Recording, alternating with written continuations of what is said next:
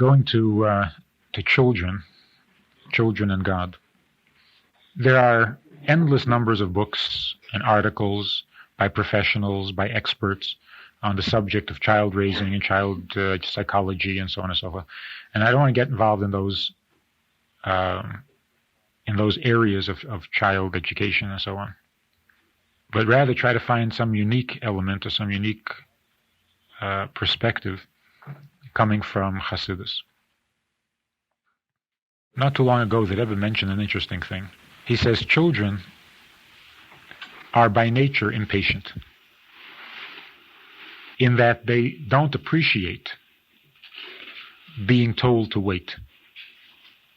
If something is supposed to be, if something is going to happen, if they deserve it, then why wait? Why not now? If it's a good thing, let's do it now. Say, no, we'll do it tomorrow. Why tomorrow? If it's good enough for tomorrow, why can't it be today? And we try to educate and to train a child as he grows up to learn the art of patience, to learn to be able to delay things, to wait for things, and so on. And that's a sign of maturity. But the Rebbe pointed out that before Adam and Eve ate from the tree of knowledge, there was no such thing as waiting. This whole notion of casting your bread on the waters for tomorrow, it may come back to you, that whole idea is a result of eating from the tree of knowledge. Before the eating of the tree of knowledge, there was no such thing. If you put a seed in the ground, you count to 10 and you got a plant. Because the seed makes things grow. So if you put the seed in the ground, something grew. After they had eaten from the tree, God said to Adam, from now on you will eat bread by the sweat of your brow. Which means it will no longer be so easy to put a seed in the ground and then sit down to a meal. Now you're going to have to clear away the thorns and the weeds, and you're going to have to soften up the earth, and you have to plant, and you have to water it, and you have to wait. Then you'll have. After they had eaten from the tree of knowledge, then God said to Chava that she will give birth with pain. Before that, there was no time. There was no waiting. Everything happened immediately. That's the way the world is when the world is perfect. That saying, why put off for tomorrow what you can do today, before the eating of the tree of knowledge, that's how the world really was. What's tomorrow better than today? Why should something that is already done, you planted the seed in the ground, it's done, there's nothing more you can do. You did everything you had to do, and yet you can't have the results until next summer. What kind of plan is this? That, according to Torah, is part of the punishment for eating from the tree of knowledge. It is not a natural way of being. Children, however, are like Adam and Eve before they ate from the tree of knowledge. In other words, that state of innocence and that state of naturalness that was the condition of the world before the eating of the tree of knowledge is maintained. To some degree, some aspect of it is maintained even after the eating of the tree of knowledge, in that children have the attitudes of the world when the world was young. And that's why a child has no patience. Because the child has not yet been corrupted. Just like the world before it was corrupted didn't wait for anything. If you did something, you had the results. There are other things that children do or children feel or children behave a certain way that we dismiss as being immature and childish. But the truth is that those instincts in a child are usually the true condition, the way things really ought to be. It's the adult who has learned, because of mistakes and because of failures, to adjust to those imperfect conditions and make do with them. And as long as the world is imperfect, and as long as things are not the way they should be, we had better learn to adjust to those conditions. But that doesn't make them right, only necessary. So impatience is really the truth. Patience is a necessary talent, a necessary learned talent. It is not the native, natural truth to the world. A child believes everything he's told by nature until he learns not to trust, until he learns that not everything you hear is true, until he learns that not everything promised is delivered. And when the child learns that and knows that you can't believe everything you hear and you can't believe everything you read, then we applaud that child as having grown up, having matured. And that's probably true, but it's also sad. It's growing up to the corruption of the world. It's not maintaining the innocence of the world. So, looking at a child's behavior, we very often find residue of a world before it was corrupt. In other words, of the truth. Looking into the future, after Mashiach comes, the world will go back to its innocence, which means that the children will again be correct. The world will again be the way a child instinctively knows it ought to be. So in telling a child about God, we're really at a disadvantage, because the child's impulse and the child's instincts are often more godly than what we're trying to teach him. So the first precaution in teaching a child about God is assume that the child already knows more than you're telling him. Not rationally, not logically, not intellectually, but instinctively. A classical incident of driving down the street and the kid suddenly says, a 1-year-old or a 2-year-old kid suddenly says, "Who made that tree?" And you rack your brains to figure out some kind of a smart answer. And not being able to come up with a smart answer and feeling totally frustrated and inadequate, you say, God made it. And the kid says, "Oh." And it's a perfectly good answer. And hey, you threw it out only because you couldn't think of anything smart to say. And yet, the kid is very content with that answer. Because a child's instincts are still very pure and very healthy. And when you tell him that God created the tree, he has no further questions.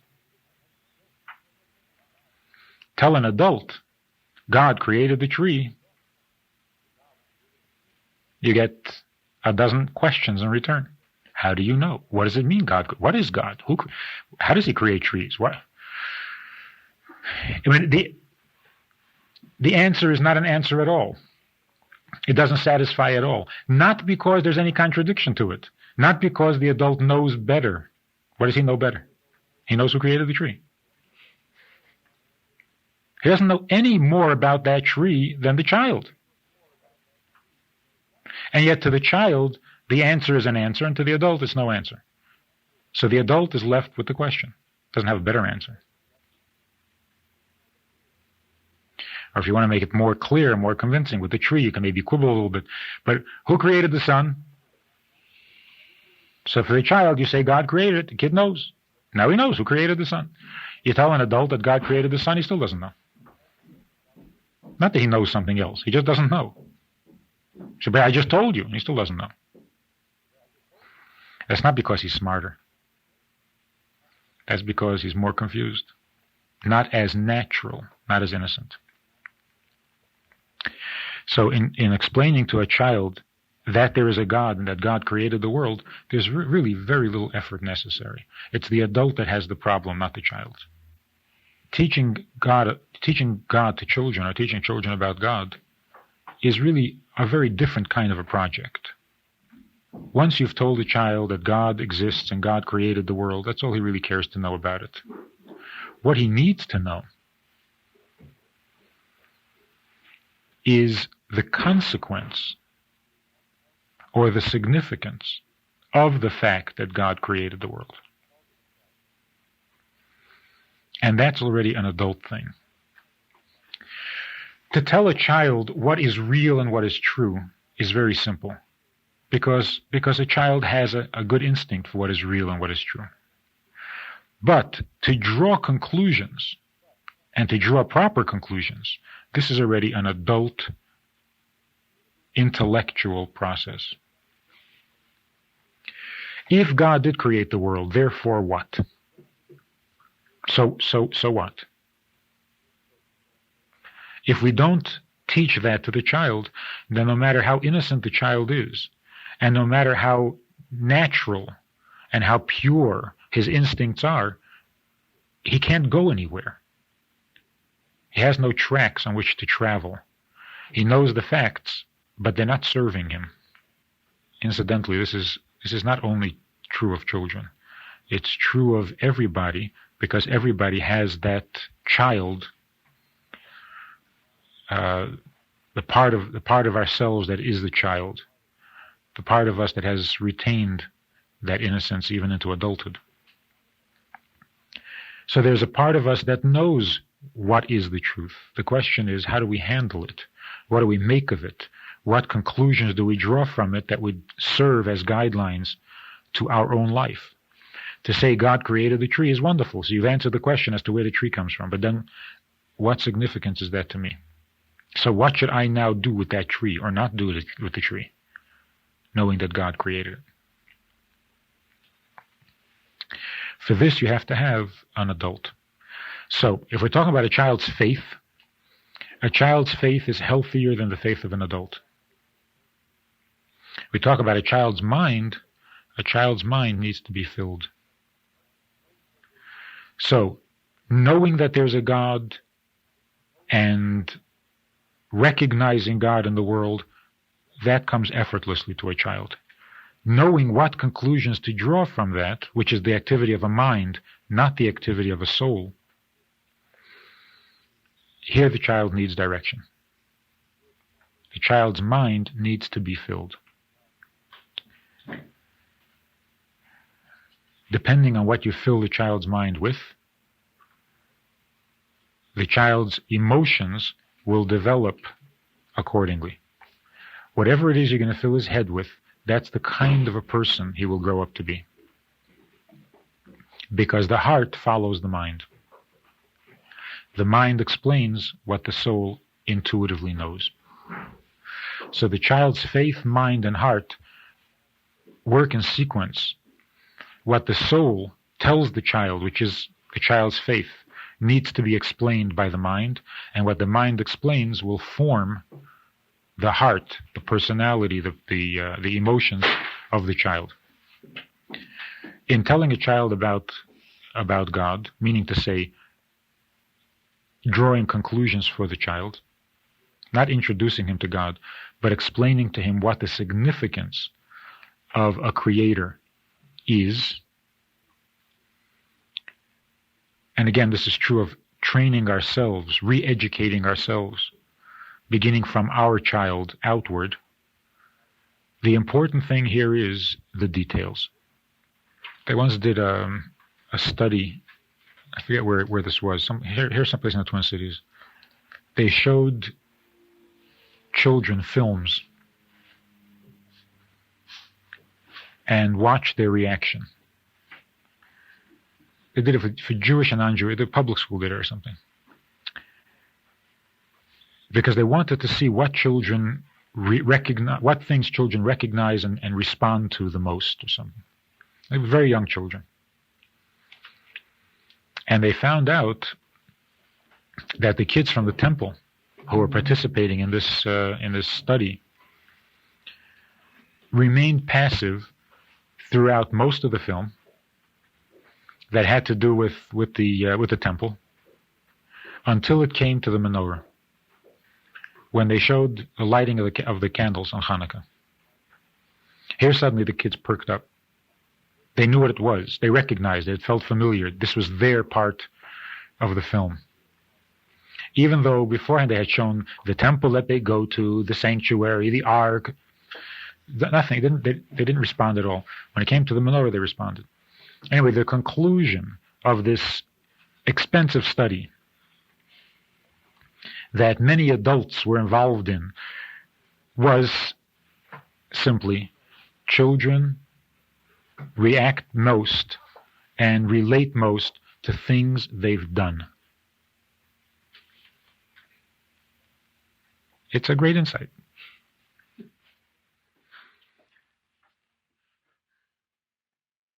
But more specifically, it's not the fact that they did it that makes them respond, because there are many things children do that they're totally bored with, and if you show it to them on film again, they'll only be more bored with it. The reason they responded to the menorah is because they knew the details. Yes, a kid knows where the temple is. He goes there every Sunday.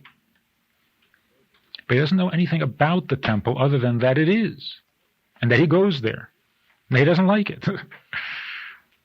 He knows what the ark is. He's seen it 1,000,000 times. But he doesn't know any details about the ark. All he knows is that men do something up there.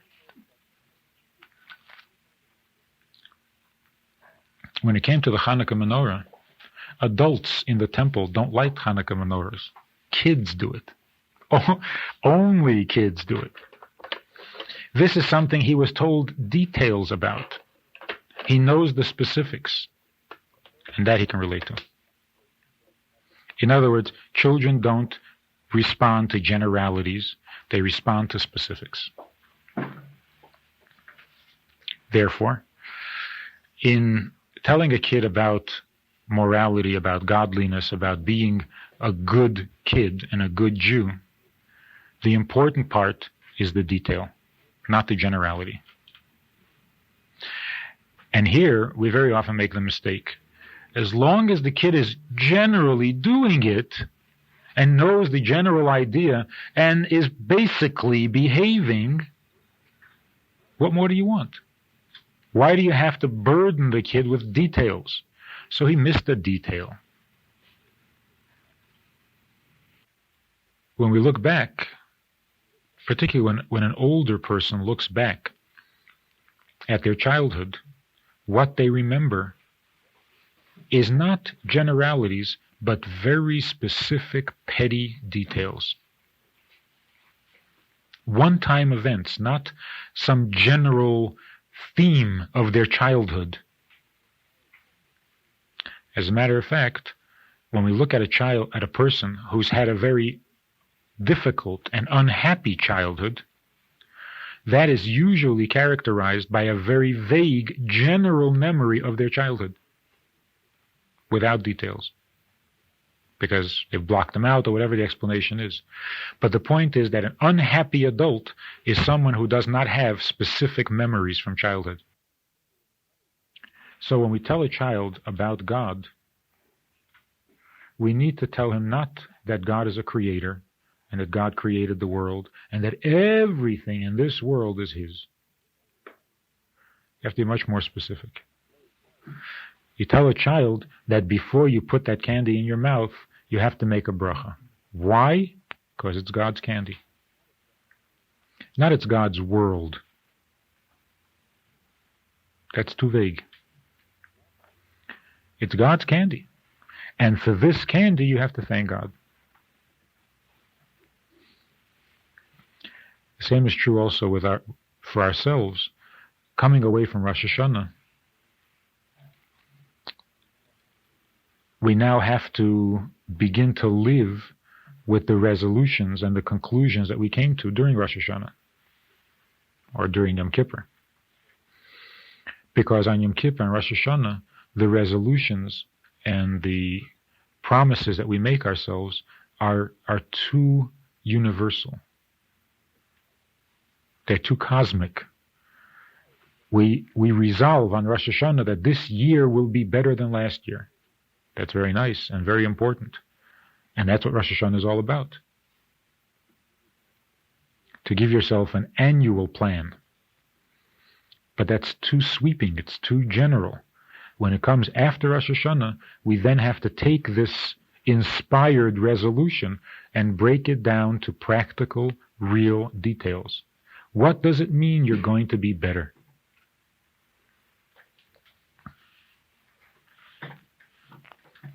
So a person says, well, no, I've got it very specific. I know exactly what I'm going to be a better husband. Or I'm going to be a better wife. That's not quite petty detail. That's still too general. What does that mean? So it means, well, I'm going to be a mensch. That's nice, but what does that mean? So I'm going to be a better human being. The details are not there. It's like telling a child, be a human being, be a mensch. The kid has every intention of being a mensch if you only tell him what that means. I remember being very confused, where in cheder and home and in shul and wherever I went, that term was used so much it became very confusing. One day I'm told, clear up after yourself when you finish eating, be a mensch. Oh, a mensch means somebody who cleans up after themselves. An hour later, you find out that if you're careless and you step on somebody else's toy, you're not a mensch. Now, being a mensch, you have to be a mensch. So being a mensch means being careful with toys, with somebody else's toys. And so on throughout the whole day. Whenever you did anything wrong, it was because you're not a mensch. So what is a mensch? A person who never gets criticized.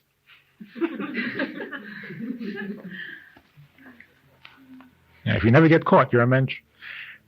And that's the impression it gives. Because no matter what you do, if somebody sees you, you're not a mensch. There doesn't seem to be any definition to it. And it's very frustrating, not only as a child, as an adult. Because when we make these sweeping resolutions, nothing ever happens, and we disappoint ourselves again. And often we wonder, how come I'm not more of a mensch yet? It was 3 weeks ago I promised myself I'd be a mensch, and nothing's happening. Because the resolution had no details. So in teaching a child about God, we don't start with the generalities. We start with the specifics. You don't first introduce a child to God generally. In the beginning, God created heaven and earth. Now, you want to know what that means to you? It means be quiet and listen to your parents. But, well, where's the connection there? And that's why in cheder, traditionally, when a kid is brought to cheder for the first time, and he's going to start learning Torah, they don't start with Bereshis. A child's education does not begin with, in the beginning, God created heaven and earth. Traditionally, a child's study of Chumash begins in Vayikra, where it talks about sacrifices. What animal is brought for what occasion, and where on the altar it's brought, and on what day is it eaten, and who may eat it. A bunch of details. And that's his introduction to God. What does God mean to the child? God means that someone told us to do it this way. That God wants it done like this. That's God. God created heaven and earth. That's fine.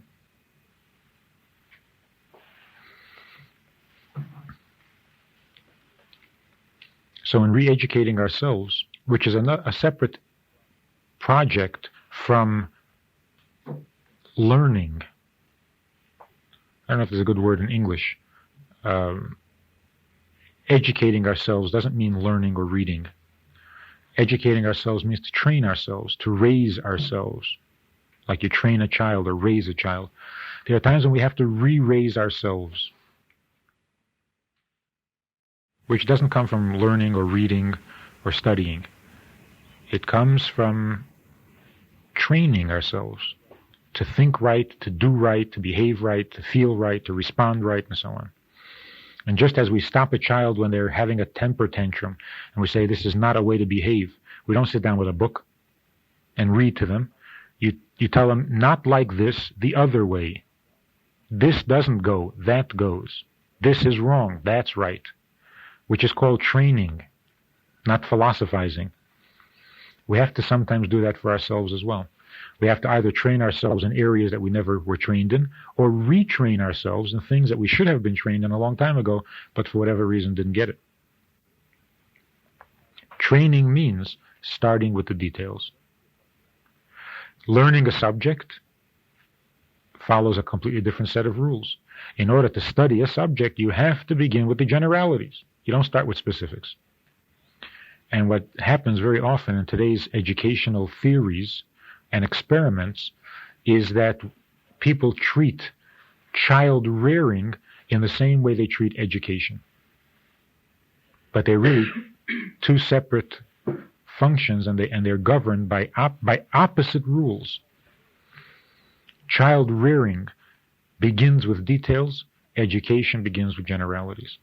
Academic education. Now a word about a child's heart.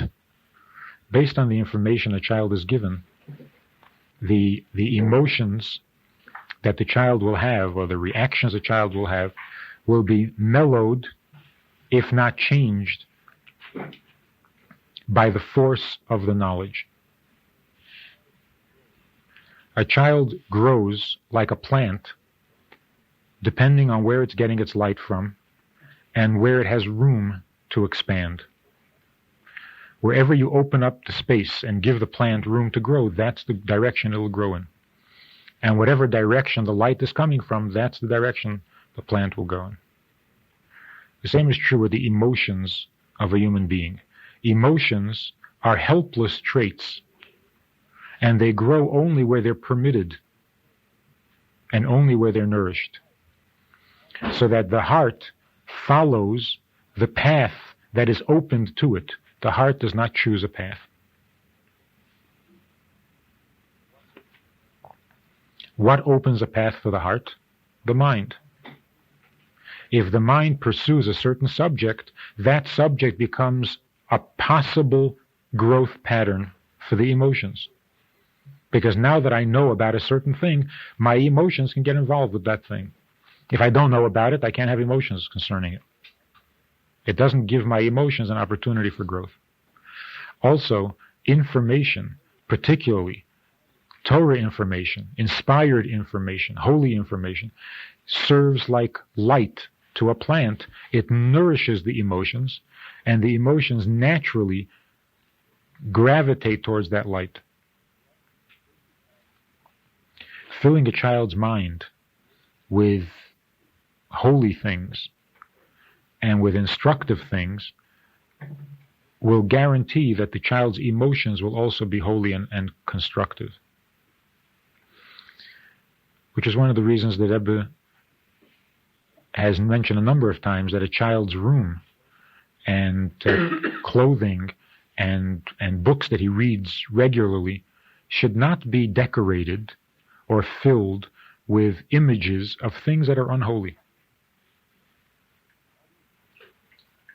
Not even unkosher animals. Because the images and the pictures that a child forms and carries around in his mind will also influence his emotions. So when a child is exposed to something immodest, even if the child is not involved in the immodesty, it creates a twist in the emotion that we don't want to see. We don't want the child to have. Every impulse, every potential emotion exists within every heart, and whatever inspires or arouses that particular emotion, that's what the child is going to become. Everybody has a streak of immodesty in them. an immodest side. If something should inspire, instigate, set off the immodest impulses in a child, those impulses will now have a greater growth, greater exercise, greater development than the modest impulses. So that every image, every piece of information, every book we read to a child is not only filling his mind, it's also creating paths, grooves, along which the emotions will develop.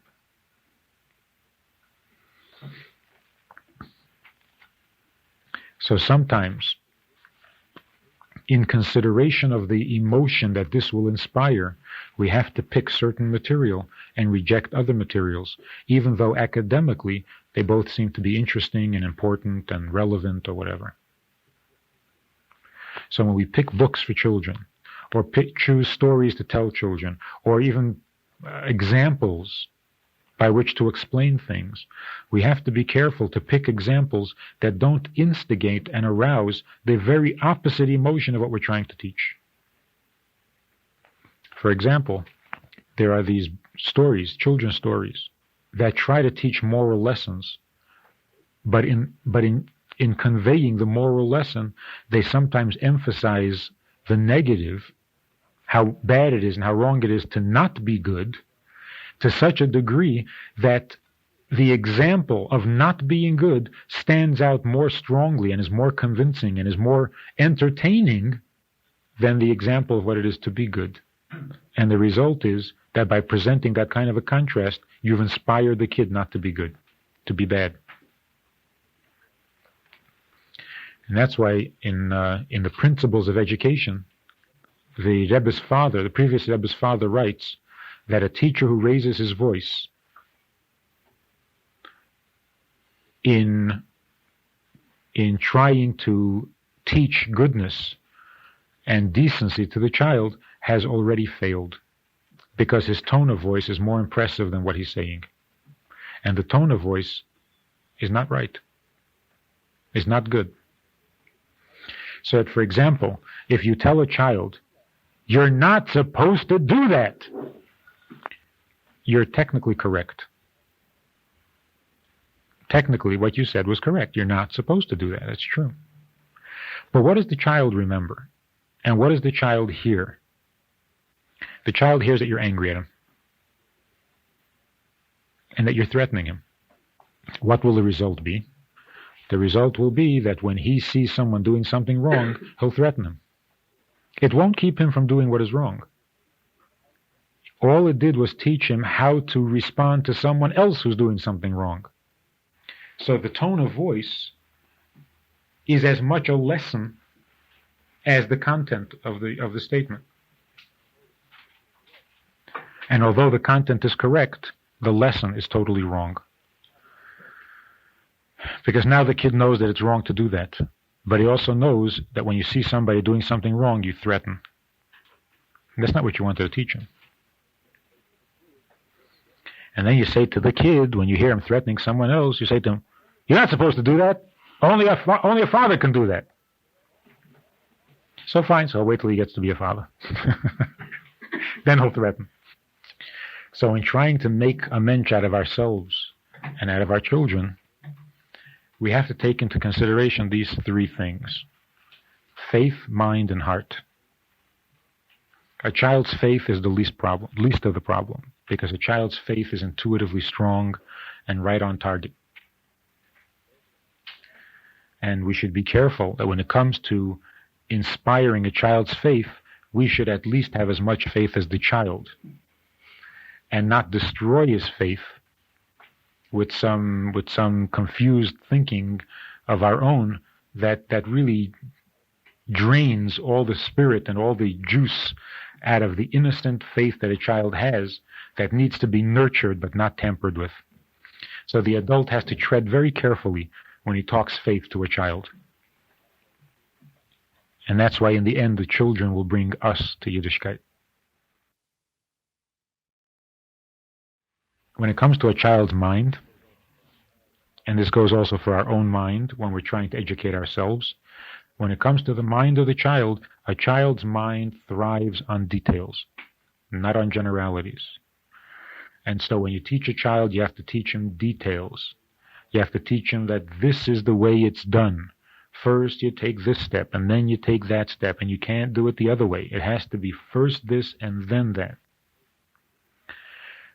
It may sound a little trite, but the fact is that in teaching a child not to kill, to tell a child it's very wrong to kill anybody, it's not nearly as important or as effective or as significant to the child's growth as to tell the child that you have to put the right shoe on first.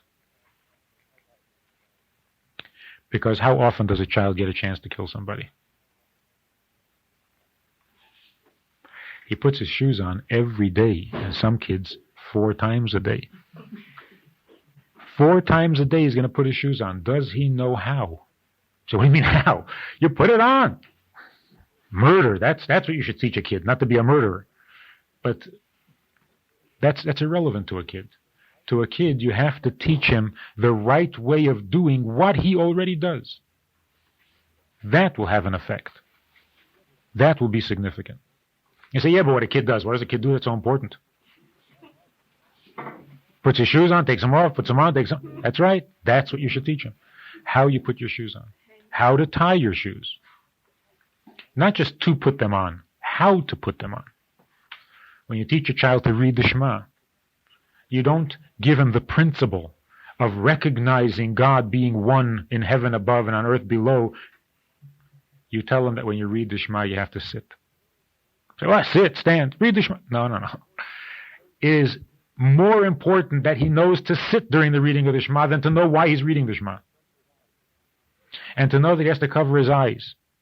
Not with his left hand, with his right hand. Say, come on, right hand, left hand, what's the difference? He's a good kid, he says the Shema, he never forgets. It's of infinite importance that he knows that he does it with his right hand, not with his left hand. I think I've told the story a number of times already, but it's worth repeating. There was a man in our shul who has since passed away, who was by consensus unanimously voted the nicest guy in shul. There was no question about it. A survivor of the concentration camps and an incredible human being. And one day, during a kiddush in shul, I see him race across the room to cover the bottle of wine that was standing on the table. So I asked him why he did that. And he said, yeah, why? He doesn't know why, but that's how his father always did it. His father was always careful that the wine should be covered, the bottle of wine should be covered when you make kiddush. When I told him that was basically a practice instituted by the Baal Shem Tov, he was in ecstasy. He was so thrilled, he was so excited, he ran to tell his brother that which his father, their father, had done, had practiced, had observed, was a custom from the Baal Shem Tov.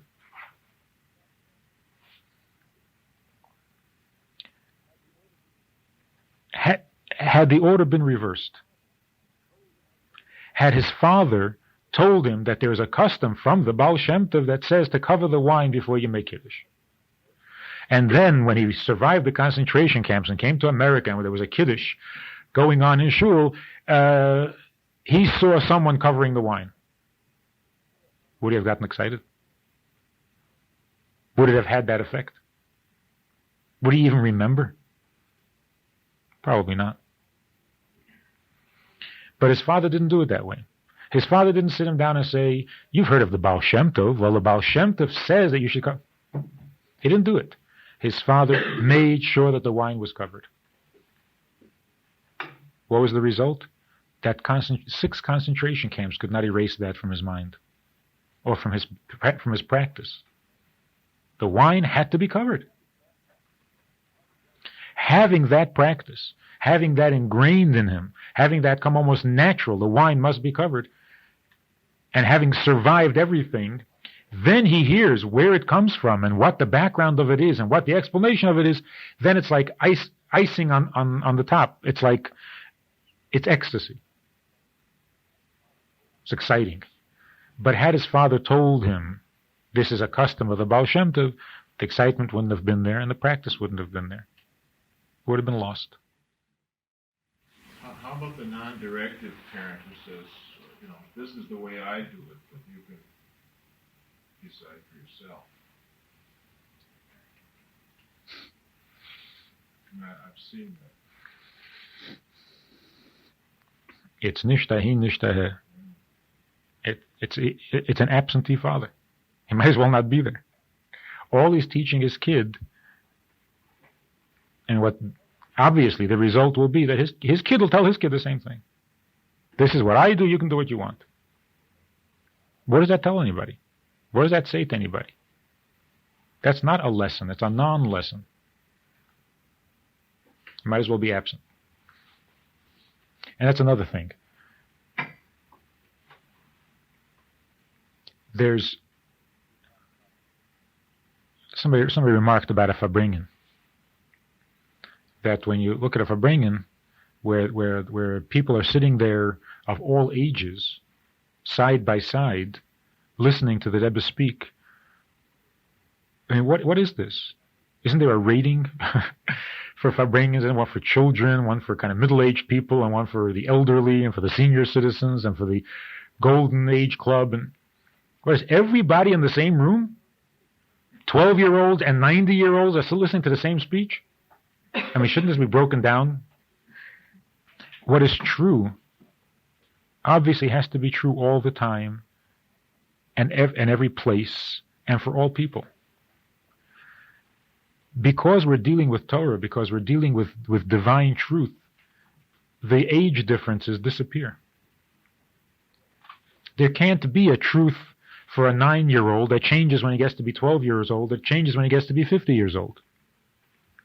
And as a result, in traditional Yiddishkeit, there's a certain equality of the ages, where age doesn't make any difference. What's right is right. And from that perspective, from that point of view, there's no such thing as right for an adult but wrong for a child. Right for a child but wrong for an adult. If it's right for everybody. If it's wrong for everybody. And so for a father to say, well, this is what I do, but I'm not sure what you should do, then obviously it doesn't matter. Not only doesn't it matter what I do, it doesn't matter whether you did it either. You're obviously not dealing with the truth. Because if it's what you do, but I don't have to do it, so you don't have to do it either. So nobody has to do it. So it's not an important subject, so why are we talking about it altogether? There is, of course, a distinction. There are certain things an adult may do that a child may not. And there are certain things that an adult must do that a child doesn't have. A child should not fast on Yom Kippur. An adult has to fast on Yom Kippur. So Torah makes distinctions. Torah gives us guidelines as to what's right for a 12-year-old and what's wrong for a 12-year-old that was okay when he was only 9, or what's wrong for a 9-year-old that was okay when he was 3. But those distinctions are balanced by an overall equality of the ages. Holiness is good, unholiness is not good. Modesty is right, immodesty is wrong. It's just a question of how much modesty are you capable of. But modesty is right for everybody. And if something is immodest, then it's wrong for everybody. If something is holy, then it's right for everybody. Something is unholy, it's wrong for everybody. So this distinction between adult behavior and child behavior is really not a kosher idea at all. And that, by the way, is one of the secrets of the uninterrupted flow of transmission of Yiddishkeit from generation to generation. It could never work if Yiddishkeit was transmitted from adult to adult. First of all, it would be wrong, because this is not relevant only to adults. Yiddishkeit is for everybody. Secondly, it wouldn't work for very practical reasons. If you don't teach it to the child when he's a child, then it will make no impression on him when he's an adult. It's too late. When you give it to the child while he's innocent, and he absorbs it like only a child can absorb, then you've planted a healthy tree. But if you wait until he's an adult and then give him the information, then all you've done is passed on information. You have not raised a generation of Jews. So the secret to the transmission of Yiddishkeit is that there is no distinction. We try to make as little distinction as possible between adults and children. And that's why it makes sense and it's correct that when the Rebbe is giving out a little bit of his wine after the benching, that people schlep their babies to get a little wine. They're like, it's just a kid. What does age have to do with this? If it's a holy thing, so aren't children holy too? There are certain obligations you can't expect of a child. But we're not talking obligation, we're talking holiness. And it's interesting that when it comes to the laws of holiness that pertain particularly to a Kohen, the laws of holiness that pertain to a Kohen pertain to children as well. You don't have to be a Kohen who is not yet bar mitzvah, also has to be careful and not come into contact with that which is unholy. Age has nothing to do with it. It's only a question of how much responsibility can you place on the kid to take care of himself, not to come into contact with something unholy. So if it's not his responsibility, so it's the father's responsibility. But the kid must not become tummy, must not come into contact with anything unholy, because holiness is not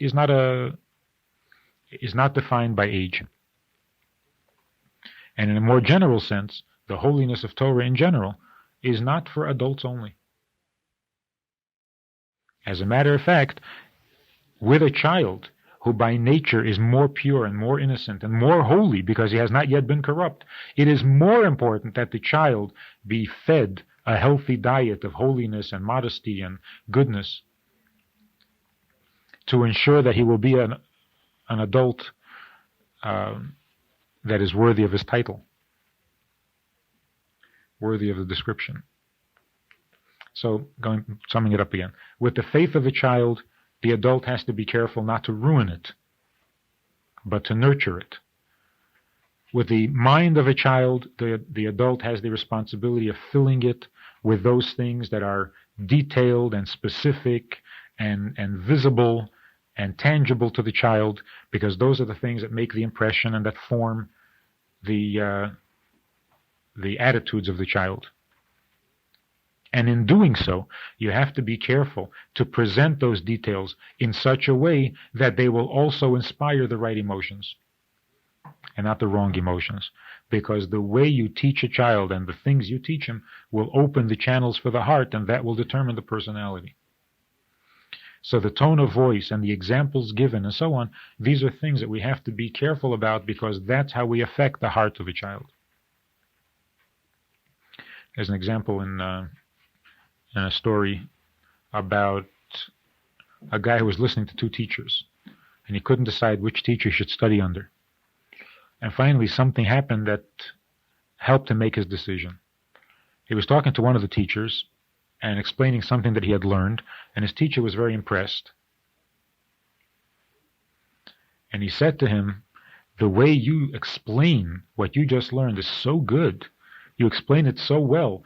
I mean, anybody can say it, but you say it so well.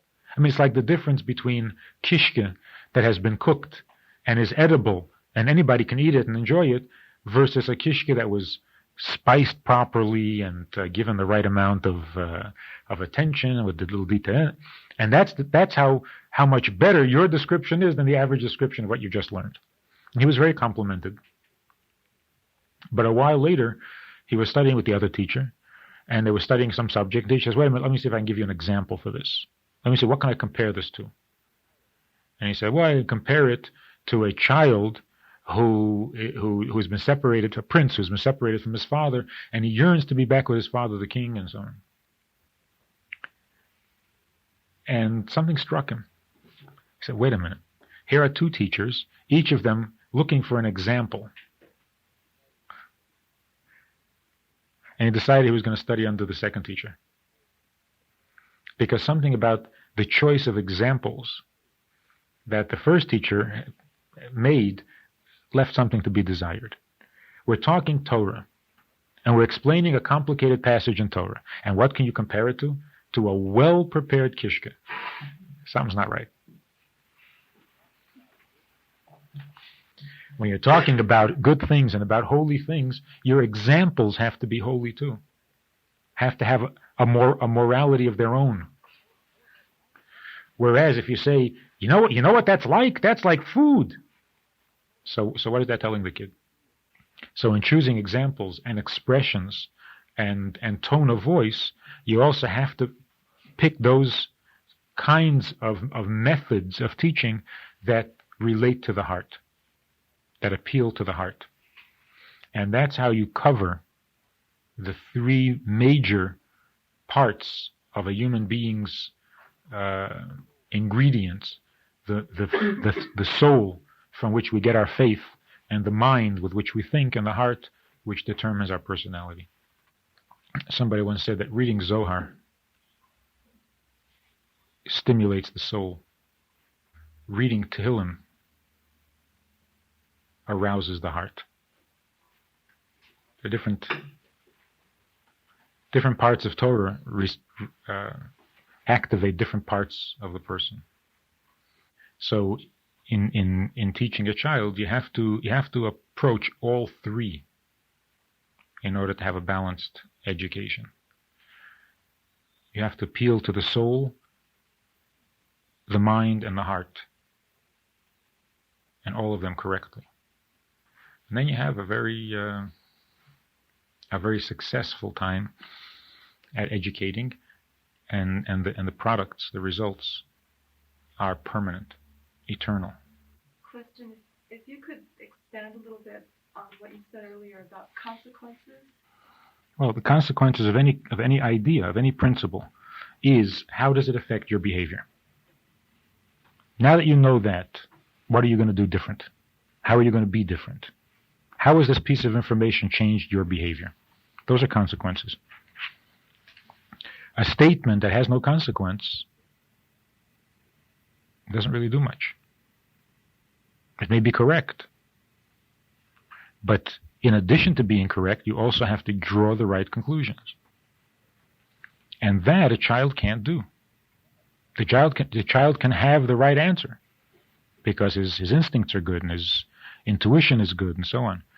But he doesn't know how to take that information and draw consequences from it, apply it to how he ought to behave. He knows, for example, that you're supposed to be good. But what that means, he's not sure. What is good? And how does he know when one thing is right and the other thing is wrong? Well, yeah, I'm not using the word consequence in terms of punishment for misbehavior or reward for behavior, yeah. but rather the logical conclusion from a concept, or the consequence of a concept. So if you know that God created the tree, what difference does that make to your life?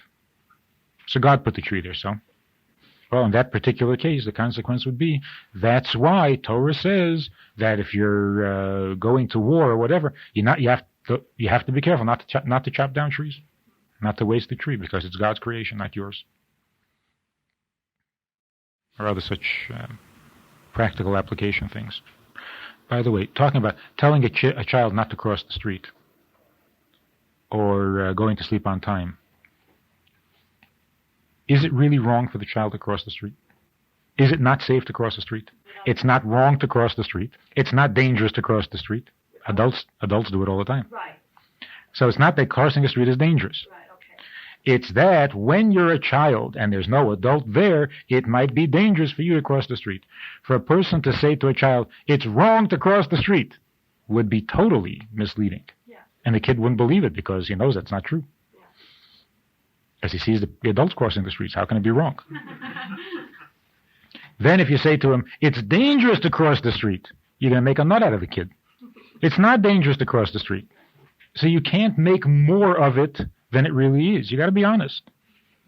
So what you're telling the kid is that he doesn't know how to cross the street. That's all you're telling him. You're not telling anything about the street. And obviously that has to be treated differently from a statement that is true across the board. For example, you have to dress modestly. Not because you're a kid, and not because it's dangerous, but because because that's true. You're supposed to be modest. That's a very different statement from saying, go to your room, or go to sleep on time. What's on time? It's wrong not to go to sleep at 7. Lots of people don't go to sleep at 7. So you can't make a religion of those things that are not religious.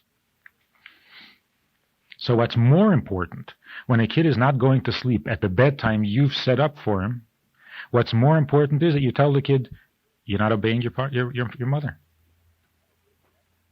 Not obeying a mother, that's wrong. That's always wrong. That's not just because you're a dumb kid and you don't know how to go to sleep. So you need somebody to tell you. Obeying your mother, that's a principle that's universal. Now you're saying something significant. But if you say, how come you didn't go to sleep at 7 when you're supposed to go to sleep at 7? What's supposed to go to sleep at 7? I have a feeling that parents who don't teach Yiddishkeit to their children end up making all of these things into a religion. Getting your homework done, being neat, cleaning up your room becomes a religious principle. Families have broken up over it. because a kid won't make his room. And then when they hear that a family broke up because the kid wants to be kosher or doesn't want to be kosher and the parents are angry, they say, come on, break up a family over something like that? But they could see breaking up a family because the kid refuses to put his toys away. When you present a rule like stop at a red light, don't treat it like a religious principle, because it isn't. If you're saying go to sleep at a certain time or don't cross the street, tell it as it is. It's a precaution. That's all. A necessary precaution. When the previous Rabbi was being left at home for a weekend because his parents had to go away, and he had hopes that he would be able to go with them on the weekend, and it turned out that he couldn't go because his teacher said he'd be missing too much work. So as his parents were leaving, he was crying. But after a few minutes, he thought to himself, if my teacher says I should stay, and my mother says I should stay, and my father says I should stay, then it obviously is right for me to stay, and good for me to stay. So why am I crying? And he stopped crying. The maturity is just, it's too much. It's not fair. But what that really shows, and what we need to learn from that, a child needs to have a healthy recognition of his own childishness. A child has to have this perception. I'm a child, they are adults. They say I should stay. So what am I crying about? Because I think I should go? But my opinion is irrelevant compared to theirs. Not just wrong. Irrelevant, non-existent, blank. Because they all think I should stay. So obviously I should. So why am I crying?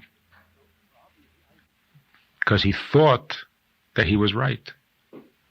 And the injustice. He was crying because of the injustice. And that's usually why a child cries. It's not fair. Not because, but I want it. There's that too. But usually the crying is not because I'm frustrated I don't have what I want. It's because it's so unjust. Here I want it and you won't give it to me. And what I do? Why don't I deserve to have it? Why am I being punished? Because wait a minute, I'm not being punished. It's better for me to stay. So why am I crying? As a matter of fact, he resolved that weekend he would learn better than ever. Which he did. So when you tell a child, don't cross the street, how many times I have to tell you, don't cross the street? You're not really telling him much. Whereas if you tell him, when he doesn't obey, when he doesn't follow the instructions, you didn't listen to your mother. Oh, you didn't listen to your father. Then what you're reinforcing is this awareness that what a father says or what a mother says is right. It's not a difference of opinion. A child's opinion, when it conflicts with an adult's opinion, is insignificant. And a child who can learn that, a child who can accept that, is a very healthy person. Certainly morally healthy. And that's why when an adult is having a hard time with Yiddishkeit, the question of, why should I? It says in Torah that you have to rest on Shabbos. You're not allowed to work on Shabbos. God said, don't work on Shabbos. So fine, I believe in the Torah and I believe in God. You've convinced me. God said I shouldn't work on Shabbos. But why should I listen to him? But why should I? That, 99% of the time, that's why people don't observe the mitzvah. And even when they've learned and they're getting into Yiddishkeit, that's what bothers them and stops them. But why should I? What do you mean, why should you? You just said why. Because you read the Torah, you believe in the Torah, and God said you should keep Shabbos. He says, yeah, I know that. But why should I?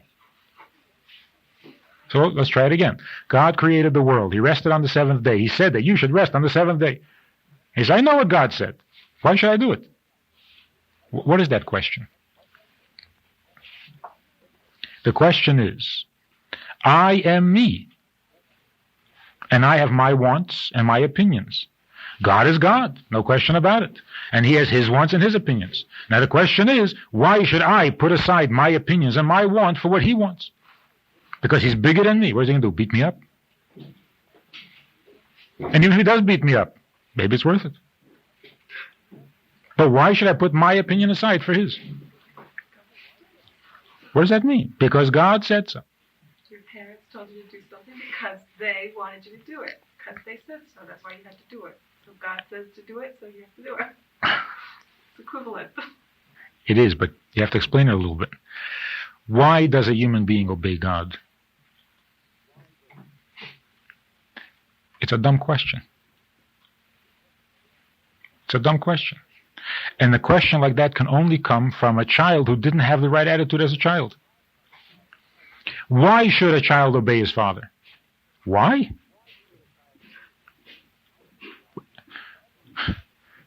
Why should a child take instruction from an adult? Why? There's no answer to that question. It's a non-question. It's like saying, if what you're telling me is true, why should I do it?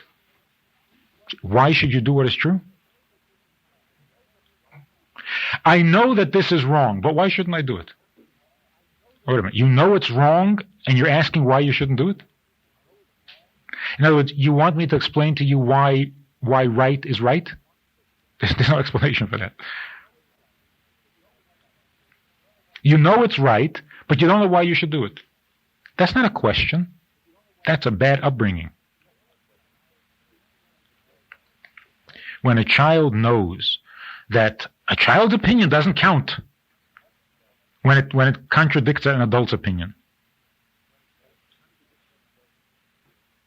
then he has a perspective. Then he has a balance of things. Then he knows that just because you think and just because you want doesn't make it right.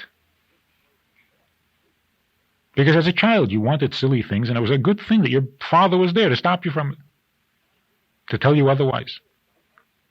Not that he debated it with you or argued with you and he came out right. There was no debate, there was no argument. You were a kid and you wanted to play on the highway.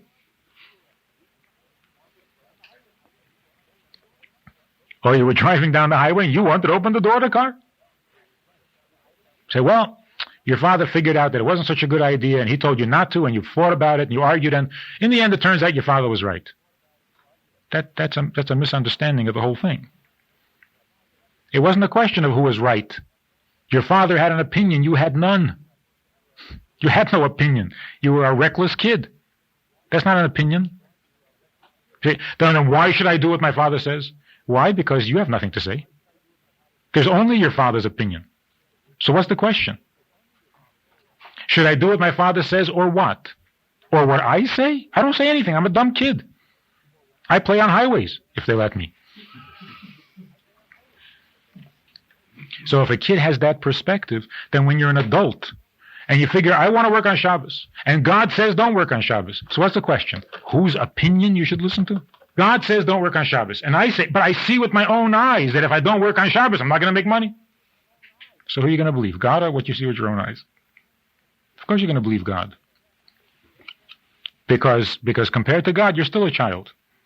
And when you were a child, there was no argument with your father. So now there's no argument with God. So the whole question of, yes, it's true and it's right and God said so, but why should I? That's not a question. That's a spoiled brat. That's a kid who thinks he has an opinion. And where does that come from? Because when he was a kid, nobody told him that he doesn't have an opinion. And this is what the Rebbe, the Frierdiker Rebbe, describes in this letter to this woman. He says, there is cruel kindness and there's kind cruelty.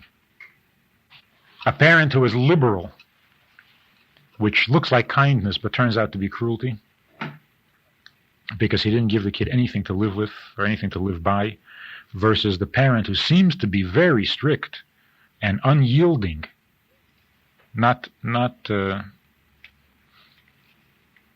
irrationally so, but unyielding on the details and very firm and not compromising on what's important, which seems to be cruel, but in the end is really the greatest kindness.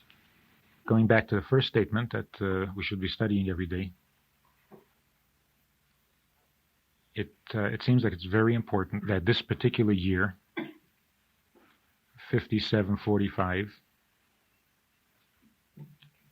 should be a year of learning. So that once a week really shouldn't be enough. It should be once a day. And even if it's only for 10 minutes. But if it's a regular thing, it's incredible how the 10-minute study sessions add up and the pages add up. And before you know it, you've covered so much ground, you can't believe it. You haven't studied so much since you were in school. Elementary school.